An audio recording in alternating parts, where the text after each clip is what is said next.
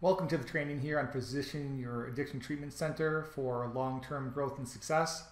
There have been a large number of changes affecting the field in recent years, changes that presented obstacles to growth or just upended business models. This training will really look at what some of those changes are, what some of the continuing trends are that you need to be prepared for, and then how to meet them adequately to make sure that you have a successful and a growing practice as a treatment provider.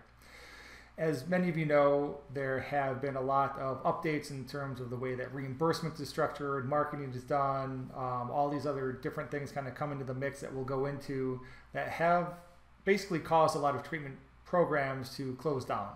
So we look at our sovereign health, we look at things like clean, we look at elements behavioral. A lot of these programs have been shut down. Even American Addiction Centers, is heavily in debt, has had to sell off programs, that kind of thing. Why is this happening? A lot of it's happening because the business models themselves were not sustainable. If you've heard me talk before, you'll often hear me talk about things called zombie corporations. This is a term used by a lot of billionaire investors like Warren Buffett, Sam Zell, etc. And when you look at a zombie corporation, it's really a dead corporation. It's a corporation that can't be successful in challenging times. The only reason it's still afloat per se is because as the tide rises, the tide raises all boats. And so we saw this within addiction treatment. We saw sky-high reimbursement rates for addiction treatment programs. There was very little competition. There was a very unsophisticated customer base. And so it was very, very easy to make money, especially with the lack of regulation and the lack of capital needed to start a program, just 5 years ago. So all these addiction treatment centers were opened up, and they were opened up by people that didn't necessarily have a business background or any kind of history really even in addiction treatment besides the fact that maybe they've been through recovery themselves. And this could be describing you, listening right now. And because the reimbursements were so high and things were so easy, it was almost impossible not to make money. And that's a zombie corporation, because what we have seen happen is as the tide has turned, as everything has started to sink, these corporations weren't able to stay afloat. They started closing left and right, and we saw as high as 20% of programs closing down in oversaturated markets like Florida, Arizona, and California. So to be a real corporation, one that can survive in challenging times as well as fortuitous times, you have to have business fundamentals. And so a lot of this training is going to go into business fundamentals. So a lot of you know who I am. My name is Nick Jaworski. I'm the CEO of Circle Social Inc. We are a strategic consulting and marketing firm within the addiction treatment space, and at this point probably the go-to firm when you are looking to do things like due diligence, exit strategies, turnarounds, and growth consulting. We have over $100 million worth of marketing data at this point and close to $1 billion worth of data in terms of operations. We have worked with or do work with the largest providers in the country, 3 of them, largest one in the UK, as well as a large number of mom and pops across the country, and you're a small to medium-sized treatment provider. So we've worked with all levels of care. We work with all different sizes, and we have a lot of data because we work with people throughout their entire program. We look at the financials, we look at the profit and loss, we look at the clinical programming, back-end operations, marketing, tracking, technology, call centers, you name it, we're a part of it. And so we're quite unique in our expertise in this area. And so not only do we have the hands-on experience, because we're in different treatment centers literally every 2 weeks, flying around the country, that's where I spend most of my time, right? But we also have the data to back it up. So this training is going to run you through a lot of what our experience as well as the data has shown to be successful, and as we track these trends to set you up for future success. Okay, so as we mentioned, there are a tremendous amount of changes that have happened. We're going to highlight a couple of those and how they fit into the narrative of these changes in the environment that's causing a lot of providers to struggle financially. So in the past, there was loose regulation, right? You didn't really need much of a license to run a treatment center. There weren't a lot of clawbacks from insurance. Enforcement agencies were not really acting on treatment centers. You could literally open up a treatment center with no background in addiction treatment. You could hire people that had 6 months to a year, in terms of some kind of small level certification. All of this has really changed. It's become a much more regulated environment, as we all know. This has seriously increased risk and it has increased costs to the business. The opioid crisis has also driven a lot of searches within addiction treatment. So the reality is that addiction rates have not really changed. They've actually improved over the past decade. So if we look back at our historical data, even since the 70s, you're maybe looking at like a 10% addiction rate. So people struggling with an SUD across the country, and that has dropped significantly, slowly at first, and now addiction treatment rates for things like opioid abuse disorder are almost as low as like 3%. This is quite shocking to people when they look at the government data, when they look at the SAMHSA data. But the reality is that while opioid overdoses have skyrocketed, addiction treatment rates have fallen. So we have less people in the US that need treatment than before, but also in the past, people didn't seek treatment as much as they had, I'd say starting, 10, 15 years ago when the opioid crisis really started to hit. So when the opioid crisis hit, what happened is we had a lot of people addicted to opioids, which are very dangerous, especially when you mix them with benzos, alcohol, and other drugs. So many people listening to this probably smoked pot at some time in high school.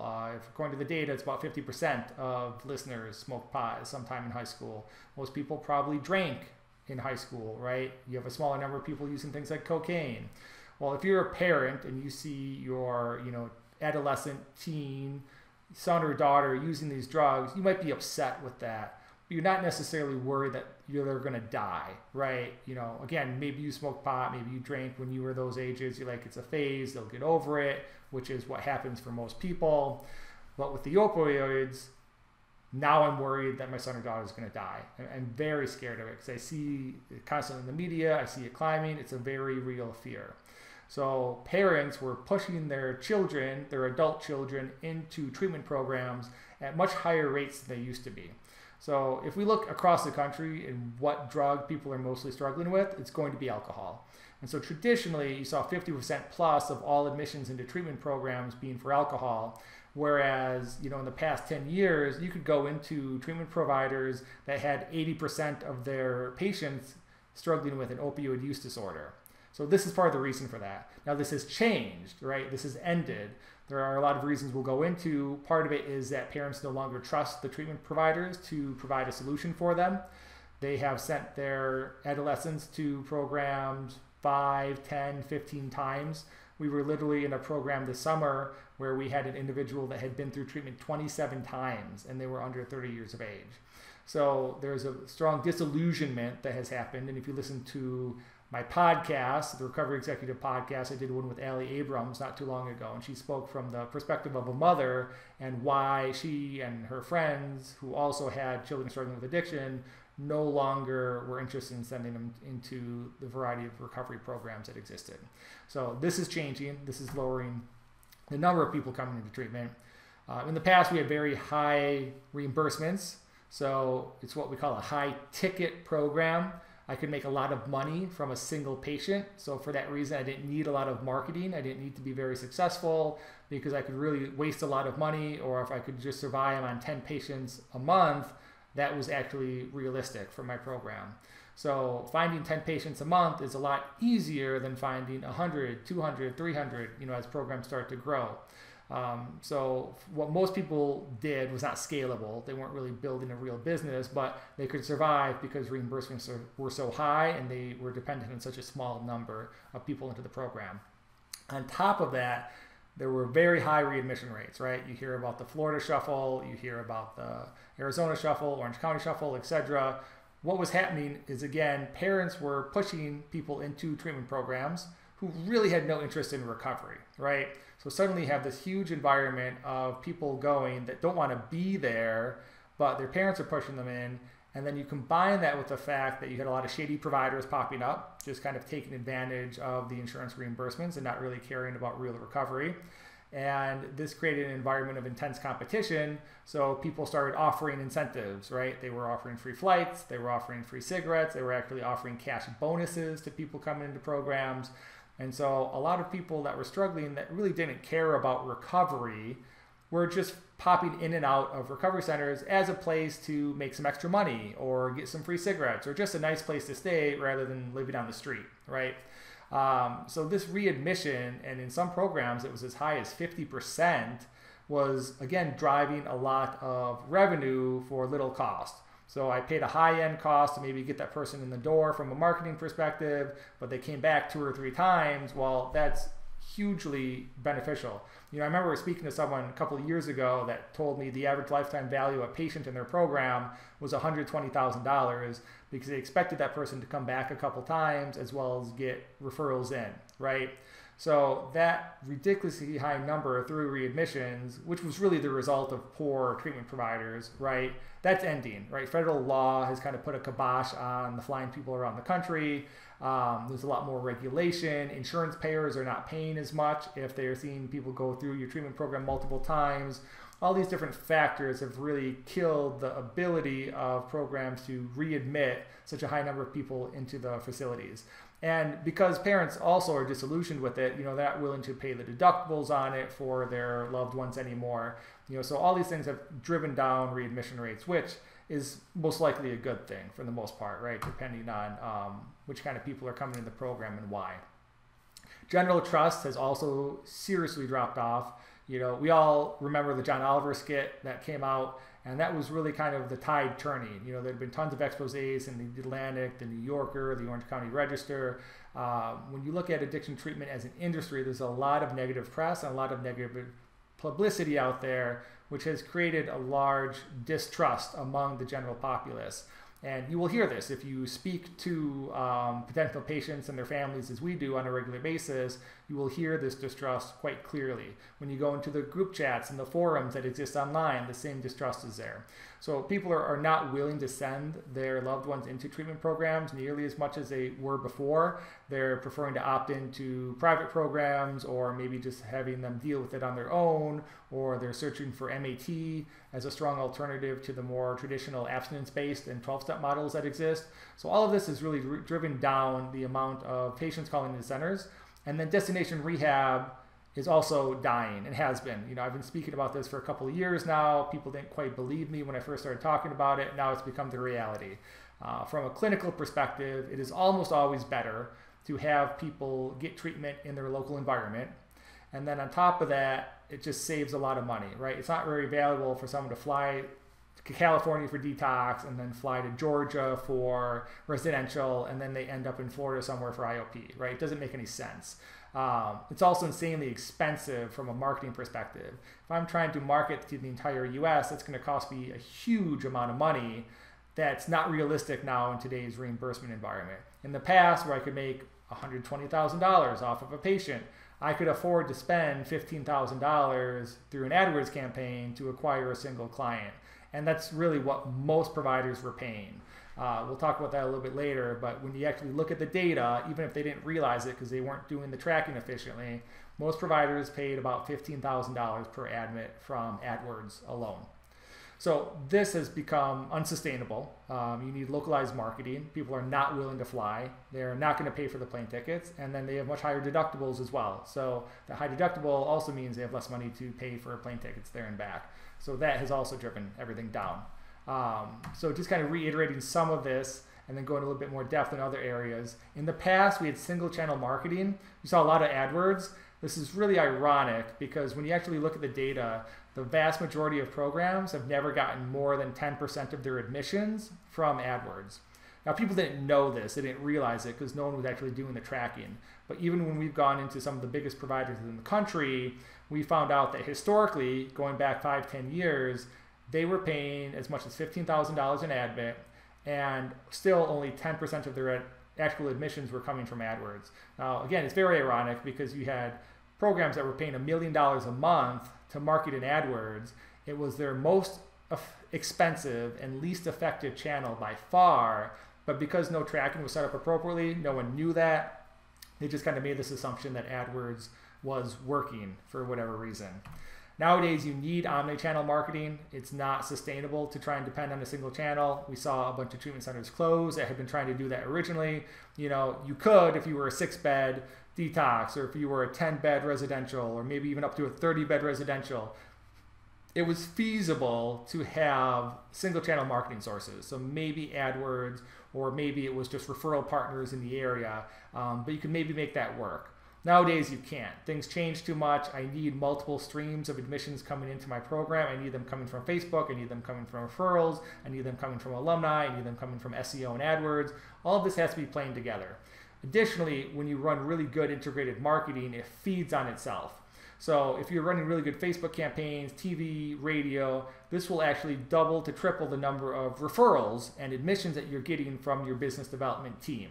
Why does that happen? Because your marketing, good marketing, supports business development, and they work together to drive down the cost of admission and to increase the number of admissions and the number of your census over time. So most programs were very poor at doing this. They're trying to constantly analyze the specific channels for a specific cost. It's a horrible way to do marketing. It's not very sophisticated, and you will always lose if you're not analyzing the entire customer journey and understanding how the different channels integrate with each other to push up the amount of admissions you're getting and lower the cost for those admissions. So rehab referrals, also big admissions generation tool. This is why we saw all the conferences where it was just a bunch of business development people getting together. This doesn't happen in most environments, healthcare or otherwise. Usually you have to go and network with professional referral sources. You have to network with potential customers. Here, you just had to network with other treatment providers that maybe took different insurance policies or offered different levels of care. The programs that were very dependent on that, again, didn't really have good business models in place. They were just kind of capitalizing on an overflow of patients into a particular area, and they were basically pooling their marketing spend. So maybe one center was spending $10,000 a month, another center was spending $10,000 a month. So combined, they're spending $20,000 a month and sharing resources back and forth. So that $20,000 a month, that 2x in ad spend versus what they would have been able to spend alone, greatly enhanced their ability to bring in new patients. That's not happening anymore because there's just not enough volume to go around, and we'll talk about that a bit further down. But the number of admissions is maybe the same. It has decreased in some respects, but the number of competitors has greatly increased, and the effectiveness of old channels and old ways of marketing has definitely gone down. And so because other treatment providers were relying on these ineffective channels, or what's now ineffective and what's now cost prohibitive, they're no longer able to provide referrals. So a good treatment center, and this is the way it has been traditionally, is it's coming from professional referral sources. The professional referral sources are your DUI attorneys, your hospitals, your counselors, your therapists, university counseling programs, unions, etc. These are the people that are going to refer the most to you. And that's really how traditional healthcare has worked for a long time, is they depend on professional referral sources that know and trust the treatment provider they're sending them to. And this changes the game a lot because now you actually have to be a quality treatment provider. As a social worker, as a therapist, I am not going to send my patient to somewhere I don't trust. Whereas in the past, when people were relying on rehab referrals between each other, it was really just a shake of hands. It was a lot of tit for tat, right? I'll give you one, you give me one.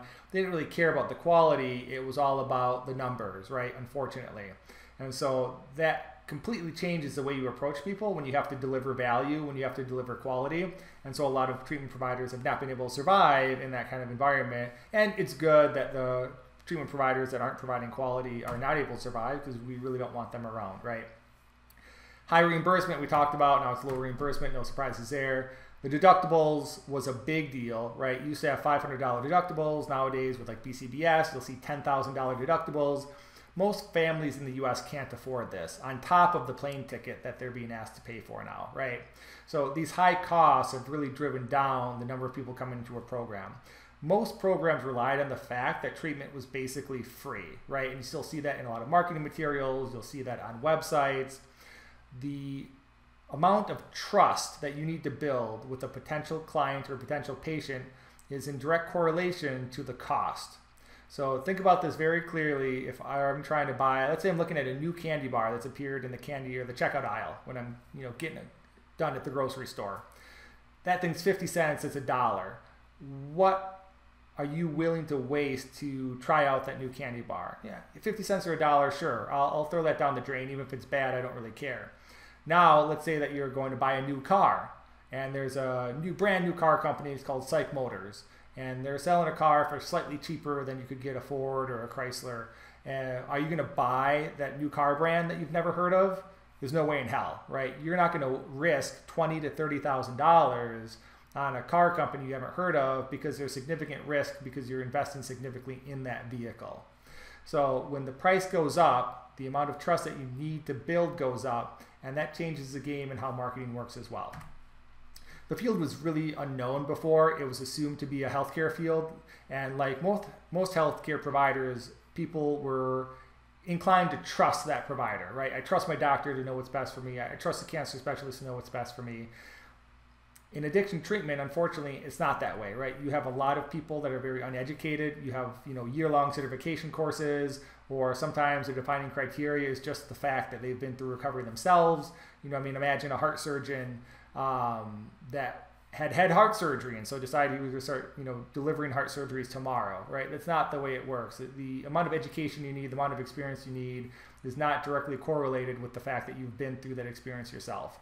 So this has created a lot of bad press in the field because there were all these negative providers, shady providers coming in, low quality providers, and that has really made the field very well known, and people are much more discerning than they used to be. They're asking a lot more questions. They're not as willing just to send a loved one across the country or even across the street if they don't know who you are. So the fact that the field has become more known is actually a negative for the addiction treatment space because of just the historical kind of patterns that have occurred and the press that has surrounded those patterns. In the past, it was largely bottom of funnel marketing. So that's a term that means people were at a decision-making stage. This is where your SEO comes in. This is where your AdWords comes in. Those are how those channels primarily work. So you think about it like the Yellow Pages. Back in the day, if I needed a plumber, I went to the Yellow Pages and looked up a plumber, right? And I would call a number. Nowadays, I go to Google. So I'm going to see either your SEO optimized listing, or I'm going to see an AdWords campaign. I am ready to make a decision because I need a plumber now, or I need addiction treatment now.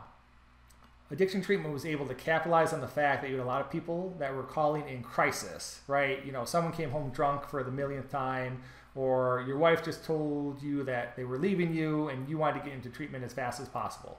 You're at that final decision-making stage. You want to get in.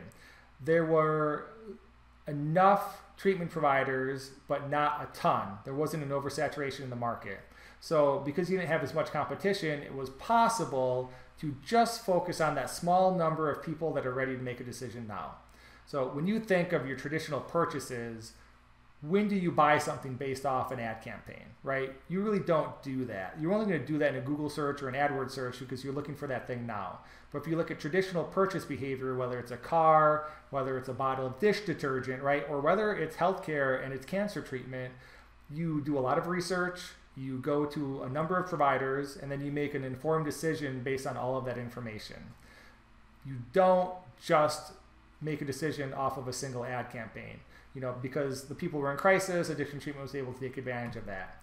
Nowadays, you need to get people engaged with you beforehand, before they get to the decision-making stage, because there's such a high level of competition that has skyrocketed the cost of SEO, has skyrocketed the cost of AdWords. It's very, very hard to compete for that small number of people that want to make a decision now. On top of that, people are not willing to fly across the country anymore. So you have that national number that made it sustainable, right? To be able to try and pull in people from all over the country. Now I can't do that because the marketing costs are too high and no one wants to fly that far anyway. So now I have even a smaller number of people that are ready to make a decision near me. That means that I have to get people aware of us before they're ready to make a decision, so that when they do make a decision to come into addiction treatment, they want to come to our program without even doing a Google search, right? Without even seeing AdWords from competing programs. That's good marketing. And so you think of your TV, you think of your radio, you think of your Facebook, you think of your LinkedIn. These are people that are seeing your program over and over again. You're becoming aware of it. You're getting engaged with this particular provider. You grow to trust them. And then when you're ready to move forward with treatment, you choose that person. Now that eliminates you from the competition, right? So rather than trying to compete with everyone at that last decision-making stage and they don't know who you are from Adam and they don't know any other treatment centers either, They know who you are, and so they're going to go to you first. Even if they do a Google search and you're in the top 5 or your AdWords campaign shows up, they already know you, there's a certain level of trust there, they're going to go to you first before they call any of the other treatment providers who they don't recognize. So top of funnel marketing has become critical to the success of treatment programs. However, it is completely different from bottom of funnel marketing where you could run an ad campaign and then try to get calls off of it. Top of funnel marketing doesn't work that way. So we have very advanced tracking that we use with our high-end clients. So we are very fortunate in that we have certain programs that can track an entire customer journey. And we can see when someone comes off an AdWords campaign or comes off a Facebook campaign, then 2 days later, they come back to the site and check out another page. Then a month later, they come back and they look out at the staff page. And then 3 months later, they come back to another blog article off of a different Facebook campaign. And then they finally make a call and admit into the center. So we're able to track that entire journey from the first touch point to the final attribution.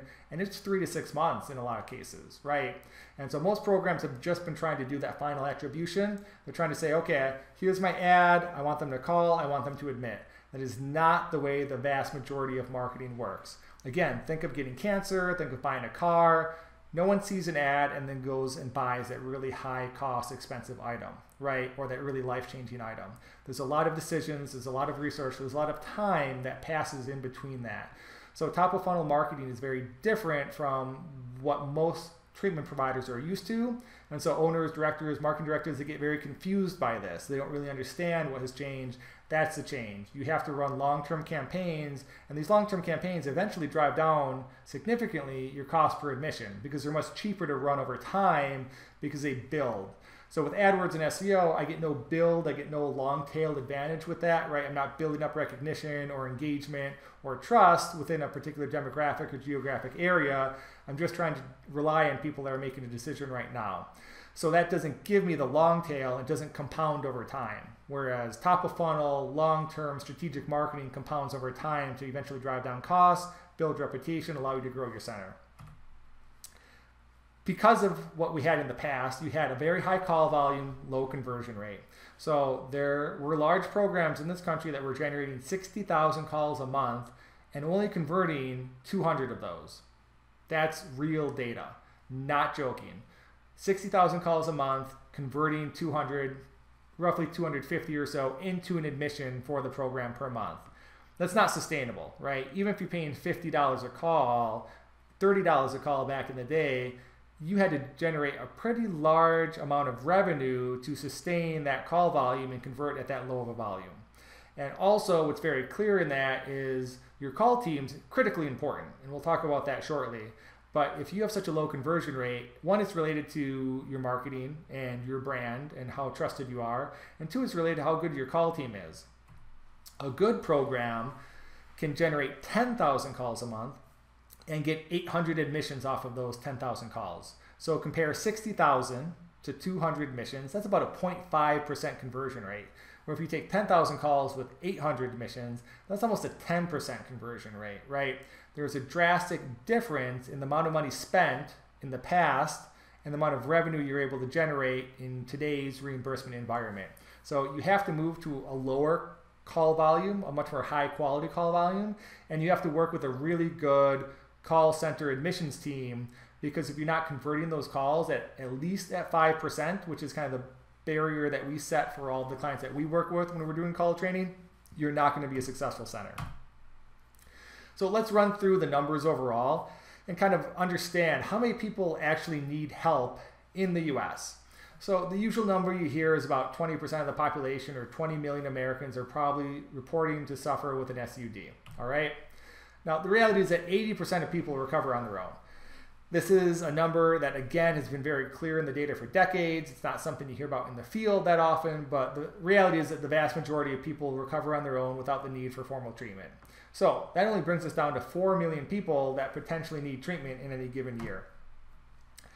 Of that 20% that actually need treatment, and that are going to need professional help for that treatment, only 4% are seeking treatment at any given time. Now, I've seen this number a little bit higher, sometimes up to 10%, but we're going to kind of lowball it for examples here. So 4% are seeking treatment. So 4% of 4 million is only 160,000 people.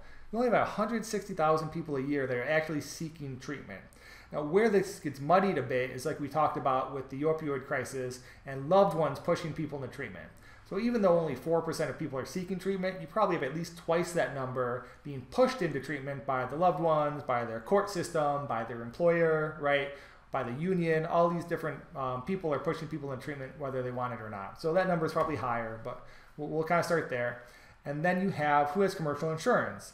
So the reality is that most people struggling with addiction are in poverty or low income, right? So the vast majority of people are probably going to go to an MAT program or not get help because they can't afford or they don't have private insurance to afford different treatment programs.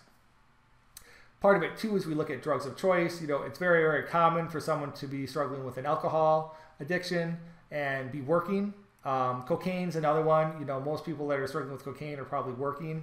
You know, you see that on Wall Street all the time, right? But if you're struggling with opioids, especially if you're struggling with heroin, by the time you get that deep into the drug culture, you've probably lost your insurance. So I remember there was a report came out of New Hampshire that said I think it was 10% of people with a heroin addiction had insurance of any kind. So again, that's why you see in a lot of treatment providers that the majority of their people struggling with opioid use disorder are the 18 to 26 demographic, because maybe they don't have jobs, maybe they're not working, but they're still covered under their parents' insurance. So there was a huge boon given to the profitability of the addiction treatment space by the Mental Health Parity Act and the Affordable Care Act that made it required for insurance providers, health plans, etc., to cover addiction treatment. So anyway, we say, let's say 50 to 60%, right? Because we'll combine alcohol and cocaine, all these other addictions where people are more likely to be working. We come up with 80,000 people a year. 80,000 people a year are actively seeking treatment and have the means to pay for a high level of care. So we have about 16,000 treatment centers in the country. And let's say that each of those just had 10 beds. And we know there's a lot more than that, right? But they just had 10 beds. That's 160,000 beds in the country and only 80,000 people. So there is an overabundance of supply to meet not that much demand, right? So this has really driven things in a negative direction for the field overall. And again, you combine that with MAT, a lot of people moving into MAT programs, a lot of people not trusting the space anymore. And so you see this very large drop in the amount of admissions and the census that a lot of programs are reporting. Then kind of digging into the numbers for Google itself, there are about 80,000 Google searches a month for high intent terms, things like rehab near me, heroin addiction treatment, you know, that kind of thing. So 80,000 searches a month. Now again, that's a lot of different people though. So what number of those people have insurance? You know, 50% maybe, so we're down to 40,000 searches a month. What percentage of those people are college kids writing reports, right? Or people that are just kind of interested in looking at things but are not ready to admit to treatment, you know? So we're going to say that there's under 40,000 searches a month, right? Now, 60% of people click on the first 3 terms on Google. So if there are 80,000 searches a month, you, if you're in the top 3 only, have the potential to get about 48,000 clicks, right? But again, that's from a national level, and Google has become more and more local. And so the more you search, the more the results are going to show up for a local rather than a national research result, and that has drastically shifted the amount of clicks that you're able to get. So you have to look at the amount of clicks in your area, which is an entirely different number. But we'll just look nationally for now because it helps us with the bigger numbers. So 48,000 clicks a month. Google Ads only have a 1 to 2% click-through rate on average, right? If you're running really good campaigns, you can get 5% or so. But your average Google campaign, if you don't have people that know what they're doing, it's going to be 1%. So now we're down to 800 clicks, right? Out of the 80,000 searches, there's a total of 800 clicks. Yet this is where the majority of treatment centers spend their marketing budget. They try to push everything into AdWords, and everyone's competing for that same 800 people a month. That's why it is so insanely expensive to have AdWords clicks, because it's an auction system and people are bidding on the same keywords and the very same small number of potential admissions. So when you're looking at it from a marketing perspective, do you want to push your budget into 1% of your potential audience and admissions? Or do you want to push it into other areas where you're not competing with every other single treatment provider in the country, especially ones with huge budgets? It doesn't make sense, right? So this is probably one of the biggest things that we are trying to work with clients on and helping them understand that, one, AdWords is never really driven much in the way of results anyway. Two, it's super expensive. And three, you're competing with people for a super small number of the overall amount of admissions that could come into a center. Finally, most people are researching 5 to 7 treatment centers before making a decision now. So in the past, it was only 2 to 3. It was really much more possible to do a one-call AdWords campaign to a landing page, to a call, to an admission. That's very unlikely these days. These days, you have people researching a lot of other providers. They are checking your online reviews before they ever call. And they are also much more discerning about what they're looking for, both on the website and on the phone. So this has really created an environment where people are not able to survive off of conversion optimized campaigns, as we'd say in the marketing world, where I'm optimizing my ad, then I'm optimizing my landing page and just trying to get more calls that way. It doesn't work. I'm going to admit into the center that I trust the most, and that's very much related to the people I'm talking to on the phone, more so than the initial landing pages that I'm seeing. So that's become critically important to understand that your call team is a very key piece in your overall success. And we'll look at that when we understand provider profitability. So again, most treatment programs, what they've done is they focus on the cost per admit right here. And they will sit there and they will yell at their marketing teams or yell at their marketing vendors when their census isn't high. They'll say, we need more admissions. This is our problem. It's often not. So the majority of our time, we get a lot of calls for helps with generating inquiries, right? We need more admissions. Can you please help us do that? So we go on site, right? That's always the initial stage in our consults with any engagement for a new client. And what we do is we look at their entire program, starting with the clinical protocols, all the way through their back-end operations, their finances, call centers, etc. And what we find most of the time is they don't need more calls. They need to improve their current profitability on the back end. So, for example, we had one client where we went into, and this is pretty common, they were paying $15,000 an admit off of their AdWords campaigns, and they were spending $500,000 plus a month. So by us just going in and optimizing those AdWords campaigns and getting that cost per admit down to $3,300, we were able to significantly increase the number of admissions without increasing cost. Now, another example is we went to a client, this was just a couple months ago, where we were able to triple their revenue and their profitability just by changing the way that they did some of their billing, their back-end documentation, and some of the way that they structure their finances and their tracking. So a couple of those changes were allowed them within 30 days to triple profitability because they had better operating costs and they had better lengths of stay, average daily reimbursements, all these other factors that go into it. Cost per admission also comes down to your call team. If your call team's converting at 0.5% or under 1%, like a lot of call teams do, we do the call training for the call team and we'll triple to quintuple the number of admissions coming in just by having a trained call team, right? So very important. But when we look at things like length of stay, we look at average daily reimbursement and cost per admit, all of these work together in this triangle to create profitability for a program. These are led by different teams. So a lot of treatment providers, again, are just looking at their marketing department and they're saying, okay, what the hell is going on? Why isn't my center full? Length of stay is a big piece of that. So we had a provider that we were looking at a couple months ago, and they had most of their admissions leaving at the 50% mark versus what insurance was willing to allow the patient to stay. So if they were given 30 days by insurance, they were leaving the program after 15. This provider was literally losing hundreds of thousands of dollars a month because their clinical team was kicking people out early. And all for the traditional reasons, right? They were fraternizing, they weren't ready for treatment. You know, these things that clinicians will say, or there were high AMA rates, there's no protocols in place to actually make sure that people were successful in preventing and intervening in the case of an AMA. So your clinical team is very responsible for length of stay, both in the way that they work with clients, as well as the documentation that they provide, right? So if your documentation is bad, you're not going to get utilization reviews that allow for higher levels of care, that allow for longer lengths of stay. So your clinical team is critical in the profitability of your program. For average daily reimbursement, it's clinical and it's billing, right? So clinical and billing are working together to increase lengths of stay. They're working with documentation to make sure that you're getting everything you should for that patient to make sure that they can receive the best care possible, and you're negotiating better rates with insurance companies. None of that's surprising here.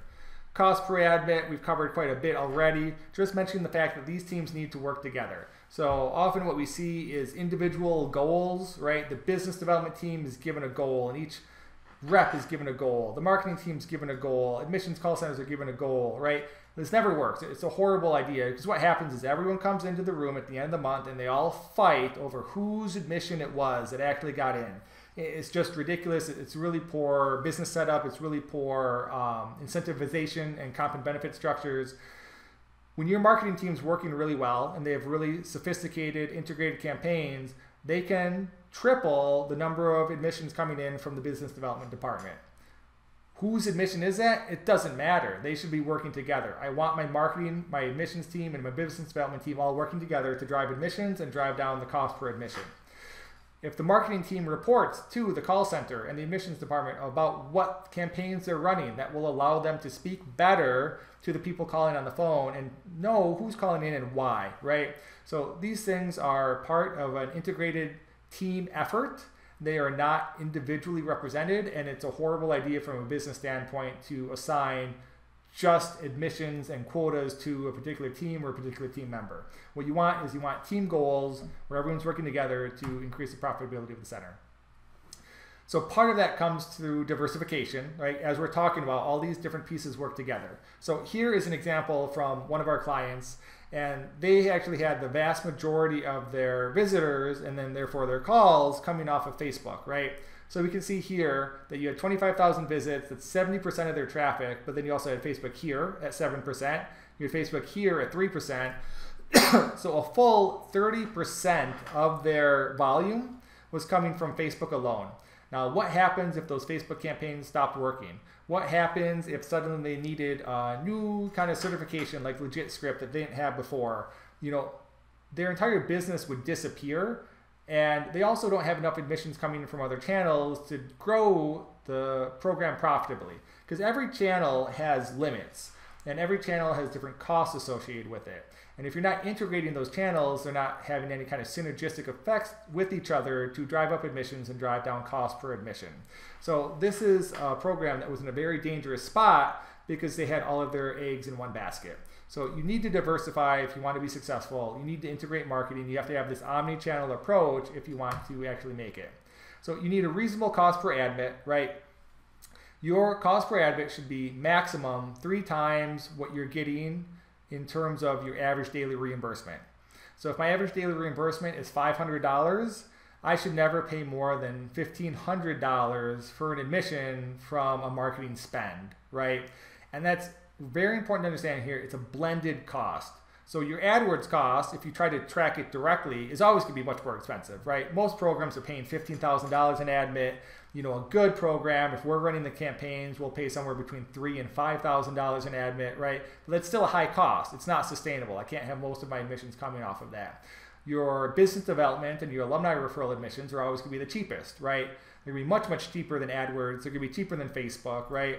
And so we want a blended CPA of under $1,500 if we were getting $500 readmission cost, right?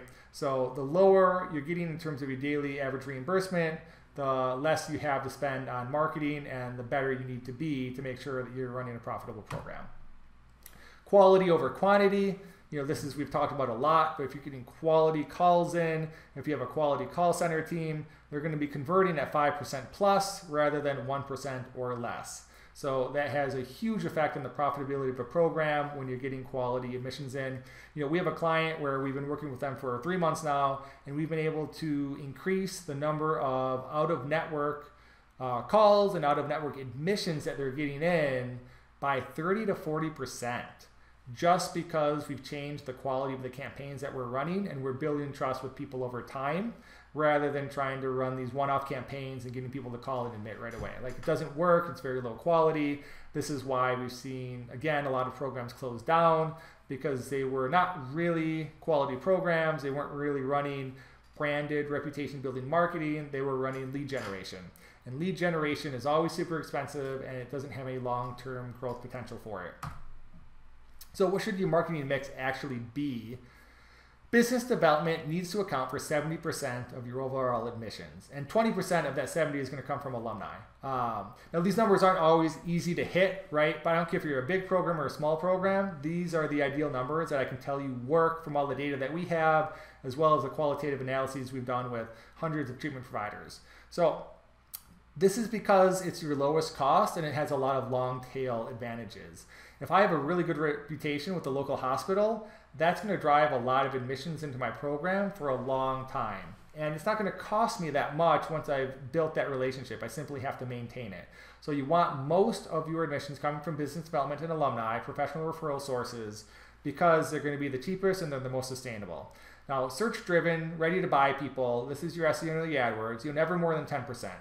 You don't want it more than 10% because it's super expensive to be doing so otherwise. Now, it is possible to have some really good SEO and be getting a lot of admissions from that. That's great. If you can do that, that's fantastic.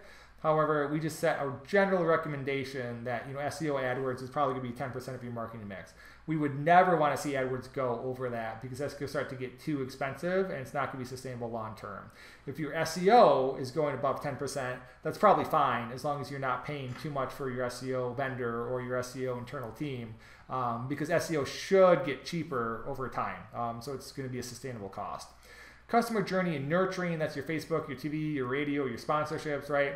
Ideally, you want about 20% of your admissions coming from those overall. Now, you're almost never going to be able to track that directly, right? You can never run a TV campaign, put a tracking number on there, and then see who calls and admits. It's not the way TV works. It's not how Facebook works. It's not how sponsorships work. These are supportive, assisting marketing campaigns that are going to drive overall volume. So how do you actually measure this? It's overall call and admissions lift. So if I start running Facebook and TV campaigns and I see a 50% increase in call volume and a 40% increase in the number of admissions, I know that I can attribute those assistive campaigns, those more top of funnel, middle of funnel campaigns, to our overall admissions mix. So it's a little bit harder to track and pull out, but I think what I'd like to emphasize here is you should not be obsessed with any kind of one-to-one tracking. You should really understand how each campaign is working together to build more admissions and to drive down your cost per admission in an integrated fashion rather than trying to understand what exactly every single channel is doing where. It's impossible. You'll never get that kind of data. There's too much noise in the data. It's too convoluted to track effectively. Even with AdWords, when we use our really advanced tracking, on the expensive end, we can see that 20 to 30% of people that come off an AdWords campaign will actually go check online reviews, talk to friends, do some more research online, and then come back from a Google search number. So they'll Google the organic search for the name of the treatment center, and it will look like, if you're doing final attribution, like it came from SEO, when in fact it was an original touch point from AdWords, and then the assist came from the SEO in terms of actually getting them to call the second time. So everything's always tied together. Really important to understand. Your call center quality and follow-up then should be converting at 5% plus. And if it's not, you have a poor call team. Now, everyone tells me they have a great call team. All the time I hear this. They're not using data, they're not using numbers, right? They're just saying, I have good people on the phone. Well, they might be great people. They might be very nice. That doesn't mean that they're good at helping people find the help that they need or matching them with your program. So if you're looking at your overall call volume and you're seeing that you're not getting a 5% plus conversion rate from your reps overall or from a particular rep, that means that you need effective training on the calls. You need effective training for that team, or you're not going to be as successful as you could be. And often you're not being successful by 3 or 4 times less than you could be. It's a very large number of profitability factors that you could be helping out just by implementing some simple call training to your program. So we talked about the death of destination rehab. This is very true, except in situations where you have a very specific demographic focus. So the LGBT community might be one of those, for example. It could be firefighters, it could be pilots, it could be veterans. There are special populaces that there's just not enough of a demographic or a populace number in a certain geographic area to make it feasible to run a treatment center there. So I am not going to open up an LGBT specific program, for example, in, let's say, I don't know, what's a small tiny city somewhere, just somewhere in rural America, right? It's not going to make sense because there's not enough people with that demographic that are going to be there to serve the program. So I have to focus nationally, but when I do that, I'm 100% focused on it. All my marketing pushes that way, and so I get people from an LGBT background start coming to my program. Because I have a specific program, a specific track for it, my clinicians become very, very good at dealing with the specific issues that people have, and because of that, then I get more referrals. And people are going to send more people to the program. I'm going to get better at it again. It creates this virtual cycle where I become a destination. I become known as one of the top providers in the country for serving that population group. You can't do that just for drug and alcohol treatment, right? You can't just do that for opioid addiction, but you can do it with a very specific group of people. So that's the only way that destination rehab can really work these days. Now, what doesn't work?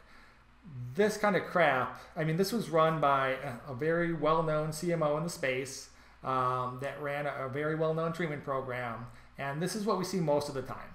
So people are trying to say, hey, look, purpose, passion, sun, sand, sea, mountains, all this kind of crap. Nobody cares about this stuff, right? You can't run TV, radio, Facebook like you would an AdWords campaign. I mean, can you imagine sitting there and seeing an ad for a car come across your Facebook feed and then saying, oh, I better call for that car and get some help, right? Or not get some help, but buy a new car. That's not how people respond to advertisement campaigns that are outbound. It's very, very different from AdWords. It's very, very different from SEO. So this kind of crap does not attract people, and it does not help people find treatment, and it's just a very, very horrible style of campaign to run. I mean, this is, when we go in and we revamp Facebook campaigns, which we're doing all the time, this is the kind of stuff that we're usually deleting and then starting over with. And we'll show you an example of some of the stuff that we do, just so you have an idea on that. Also, obviously, stealing people's programs, the hacking the Google My Business profiles, running under false pretenses. All this stuff will kill you in the end. So yeah, it might drive some calls for a month, but at the end of the day, it will create a very bad reputation for your program. It's just generating random calls. It's not building up a reputation with the demographic that's searching for it. So this is obviously a bad idea, and we're seeing this, kind of go down. So what I always tell my team is marketing is building trust at scale in a way that drives a desired action. And my team, will laugh when they hear this stuff, because every single time we're writing a piece of copy, every single time we're choosing a channel to work on, every single time we're setting up a retargeting funnel, my question is, how is this particular action or this particular copy or this particular image building trust with our target audience? If you understand that you have to build trust, and that the more money you're asking for something, the more trust you need to build, you will start to be successful at marketing. But this is the biggest piece that most people miss. A lot of people think marketing is sales. A lot of people think marketing is awareness. It's not. It's building trust. So how does your marketing build trust? There are 3 very simple steps to marketing. I have to attract an audience. I then have to engage them. And then I have to convert them, right? And when you want to think about this, it's very simple. Just think about 10 people in a room. If I have 10 people in a room, I walk into that room and no one knows who I am. If I don't even introduce myself to people, is there any chance that they're going to come to my treatment program? No way in hell, right? They have to at least know who I am. So that first step is introducing myself, making them aware of me and what my program does. Now they know who I am, and maybe they need addiction treatment, right? Are they just going to say, oh yeah, okay, thank you for telling me that you do addiction treatment. I need that. Can I come in tomorrow? Again, this isn't going to happen. Oh, and by the way, here's my $10,000, right? It doesn't happen. You have to build trust with people. So now if I come into that room, if I come to that room multiple times, if I take that person out for lunch, if I take them to my treatment center, show them around, if I introduce them to alumni who have been to the program, who love the program, all these different things build trust with people and engage with people. So now if I ask, hey, do you think you might want to come to our program and get some help? Now there's a very high potential that that person might convert, right? But if I haven't built up the trust before that, no one is going to come into my program. So here's an example of a video that we did for one of our clients, and I just want you to watch this video and see how effective you think it might be.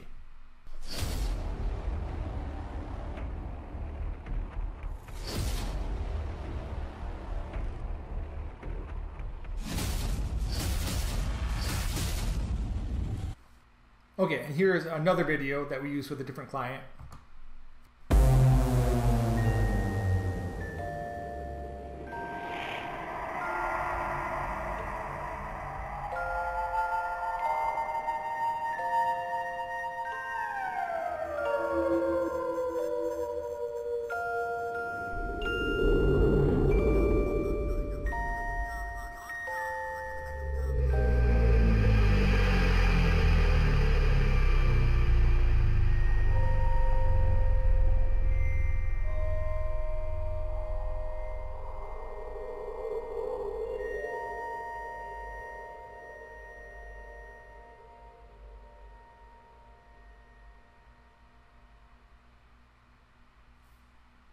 Okay, so you see those two videos, right? What's the impact of those videos, right?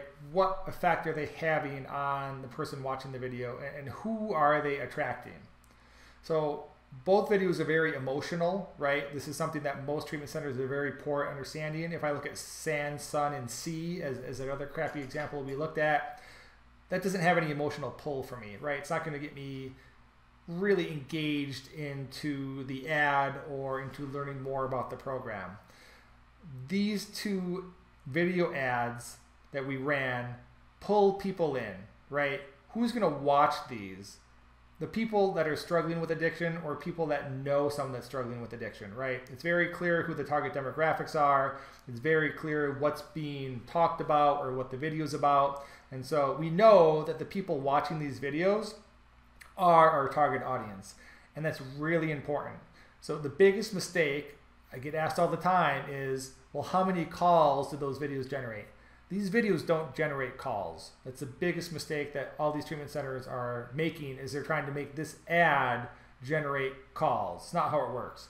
What this ad does is it creates an audience for us. So now we know who we can serve, who we're actually probably able to help, and who is going to be interested in our services. So when we're looking at Facebook, when we're looking at LinkedIn, what we can do is we can say, okay, Facebook, tell me who watched 50% of that video. Tell me who watched 75% of the video. Tell me who watched 100% of the video.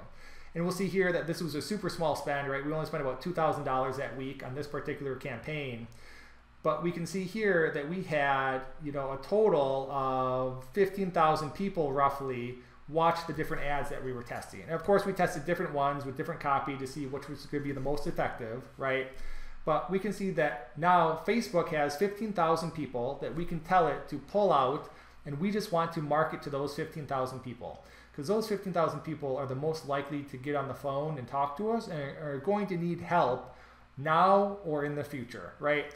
The people that watched 3 seconds of it, that watched 25%, maybe they might be interested, but they're not going to be as interested as these people. So this is who I want Facebook or LinkedIn to target. So we pull them out, we start retargeting to them, running different campaigns with different messages that build trust over time. That eventually gets people on the phone, it gets people calling. So here's another example. We'll go back real quick. I like this example just because it's simple. So this was for an online telehealth style program, and it's very targeted to a specific demographic. So you look at this long copy on here and people are like, oh my God, no one's ever going to read that, right? It's too long. Well, get tons of people reading it. 88 shares, over 250 likes. Tons of people read this ad, engaged with it, and eventually started moving through the funnel. Why does it work? Because the ad itself builds trust. Are you going to be able to build trust with 2 or 3 sentences? There's no way in hell, right? So when I'm reaching a new audience, a cold audience, as we like to say in the marketing world, I'm going to build trust by identifying with that audience, hitting their pain points, showing them how we can help them, and really getting inside their heads from a psychological standpoint. So taking all of that, then we start to understand how data drives continuous improvement in this process. So I like this campaign just because the telehealth model that we had set up for this client is a lot easier to track completely than a lot of other providers. And because they were small, we were literally just running Facebook ads with them. So we could attribute all the call volume, we could attribute all the website traffic to Facebook. So it's a unique opportunity to able to look at an entire campaign from a single channel and see what the effectiveness rates are. So you can see here all this data that's being tracked on a daily basis. And we're going to start with our CTR, which is our click-through rate. So I want to know, is this ad effective? So your average good quality ad on Facebook will get a 1% click-through rate. So we were getting 2 to 3 times the average click-through rate on Facebook by running these campaigns. That tells us that we've got a good ad. And we knew that already, right? Because we saw the shares, we saw the engagement on it. I mean, the amount of comments that we would get on those ads was insane, right? And that allows you to get free reach and all these other benefits. So you have a really good click-through rate. We know the ad is good. We know the ad works. So then we're looking for registrations. There was this training that we provided to people in the form of a video that they could access coming off of a landing page after the ads. So then we're checking our registration rate here, and we're seeing, okay, on average, we're getting about 16% as a registration rate across the days. And you notice how wide the fluctuations are, right? It can go from as low as 11 to as high as 19%. That's why it's so important to make sure that you're tracking over a long enough period of time and aggregating your data, because a single day's data point and even a single week's data point don't really mean much. If you're not looking at if you're not looking at a month to 3 months minimum, you don't really have any data to make a decision. So again, we get a lot of treatment providers that'll say, well, we just want to run a campaign for a week, or we just want to try these TV ads for a week. It's stupid, because you're just going to throw your money down the toilet. There's no way for campaigns to generate enough data or to build up enough trust with an audience in a week, really not even in a month for most of the time. They get confused because they're used to AdWords or they're used to call buys, where you turn on that campaigns, it starts generating call volume, right? But that call volume is not good. That call volume converts at less than 1% most of the time. So it's not effective, but because that's what they're used to, that's what they're expecting from other advertising channels, not knowing how trust building works, not knowing how more display style campaigns work. So this is one way to start getting a handle on the data. So again, we know our ad works. Here, we're getting a pretty good conversion rate on the page. And this was, I think we've been running campaigns for 3 or 4 months at this time at least. So we knew that this was a good registration rate. We had gotten it up from, I think it was starting at 5%. That was related to the landing page. So the landing page, if it's not good, it was going to convert under 16%. But as we improved the landing page, improved the copy, improved the layout, improved the design, that's how we got the registration rate up. So now we've got people clicking on the ad. We've got people going to the landing page and registering for the training. Now we're checking to see how many people actually showed up and then what percentage of the video that they watched. So are they watching most of the video? If they're not, that tells us that the video is bad and we need to redo the video. Then finally, we're looking at, after they watch the video, how many of them actually booked a call, right? And we can see here, we tracked our daily cost per call. So on average, we were paying about $100 a call. So this was great, as we had about a 10% conversion rate, right? So the program was being sold, there was different models for it, but anywhere from $3,000 to $10,000 for the telehealth model. So for every $1,000 that we were spending, we were making somewhere between $3,000 and $10,000, right? So a very significant ROI in those campaigns. And again, we knew what pieces were working and what pieces weren't. So when they watched the video, they booked the call, we knew the videos were working, and then what rate were they converting on the phone? Well, that was up to the call team, right? So at every point in this ad campaign, we can determine what's working, what's not working, what needs to be improved, just like you should be doing at your program. You can't just look at a campaign and then say, what's my cost per admit, without looking at all the data in between and breaking it down piece by piece to figure out what points aren't working. And also understanding, is it my call team? Is it the ads? Is it our admissions process, right? What are the different pieces along the way that result in admission? How do we track that? And then how do we focus on continuous improvement through the data to make sure it's all working together? So the keys to success with any program are obviously excellent clinical programming driven by outcomes. That's always going to be your number one. If I have a great clinical program, I will get referrals. I will get referrals from alumni. I will get referrals from professional sources. My name will become known so that when people see my ads, they are already familiar with my treatment center. So they're much more likely to click. They're much more likely to call. Your clinical program is the heart of your success, right? It's just like a car. If I have a car and I'm selling a model of car that breaks down all the time, that model of car will eventually fail because no one will buy it. Sure, you might be able to run ads in the beginning that get people to buy it, but then as reputation grows, online review grows, word of mouth grows, suddenly you have a negative reputation for that car and no amount of marketing is going to be able to sell it, right? 3 to 6 month campaign windows. This is a big shift for a lot of addiction treatment centers. They don't really understand how to make this work, and they have a hard time tracking data along that long of a time frame. But if you're not running a minimum of a 3 to 6 month campaign window, you're not going to be running successful marketing campaigns. I've never seen a radio campaign that is consistently successful that hasn't been run for at least 6 months. It just doesn't happen. So when a treatment program goes in and buys 8 weeks of programming, or God forbid, a week of programming, they're already setting themselves up for failure and throwing that money down the window. So you set that budget aside for 6 months, you then analyze the results and say, hey, is this working? Is this not working? Do we want to do it again? One of the reasons that I prefer digital marketing for at least an entry point is when we're running Facebook, when you're running LinkedIn, when you're running AdWords. You can do this for a much cheaper rate in terms of iteration. So I can iterate very quickly, test out a bunch of different images, a bunch of different videos, a bunch of different copies, see what works for a relatively low cost of say $100 a day. Then I can take that data and take that and push that into a radio campaign or a TV campaign because I've already optimized it. Whereas you can't really test out multiple TV campaigns for any kind of reasonable spend. They have to be highly targeted. I need to be in a specific local area, a specific region, or with a specific demographic, like we looked at our LGBTs as an example, right?